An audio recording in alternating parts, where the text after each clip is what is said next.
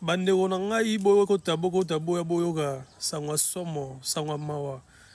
sango oyo pesa pasi koleka ta mutu batuti na remorque lobby tolali tolamuki boye toyoka renfort côté M23 objectif eza que non baya bakita Uvira bazwana Kalemi renfort bazui ya ba Ougandais renfort bazui ya ba Kenyans na ba Rwandais na kati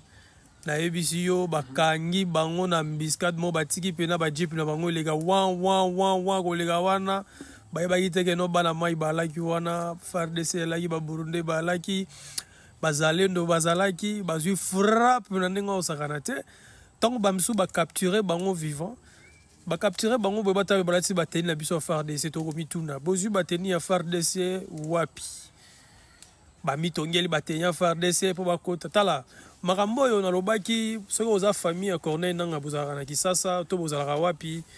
bo memandeko na bino bo pesa ye conseil yake na combat spirituel po mvutima za nango comme na niveau moko boya osakana te depuis bo bandaki bolobaki bokota na Uvira chose grave bazelo na Uvira soki oza congolais koleka publication te nana posa bo partager yango bo commenter bo pesa bango vraiment force po bayaka otala la publication nanga trop Général Makanaki, Seigneur et Uvira, Moutabik et Uvira, Koyate, dernièrement, a bêté 235 balles. 235 balles dans d'autres, donc il y a combien de chargeurs pour chargeur, Mora Munduki, et quand tu 30 balles dans la 235 balles à Koufite, à Odendara, le roi gardien,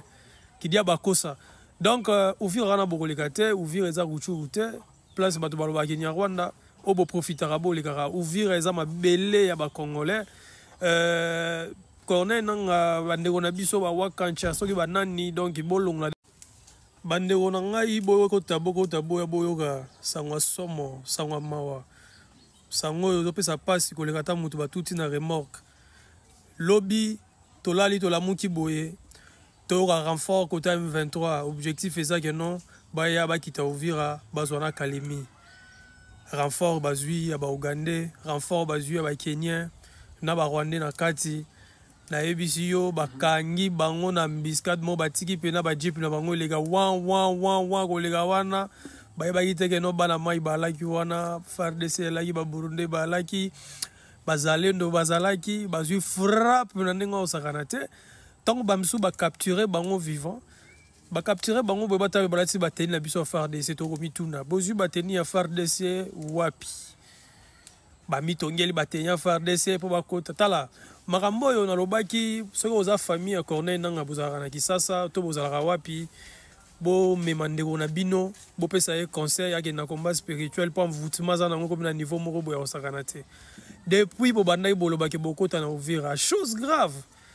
bazelo na Uvira soki oza congolais koleka publication te nana posa bo partager yango bo commenter bo pesa bango vraiment force po bayaka otala la publication nanga trop Général Makanaki, Seigneur et Uvira, Moutabik et Uvira, Koyate, dernièrement, a bêté 235 balles. 235 balles dans d'autres, donc il y a combien de chargeurs pour chargeur, Mora Munduki, et quand tu as 30 balles dans la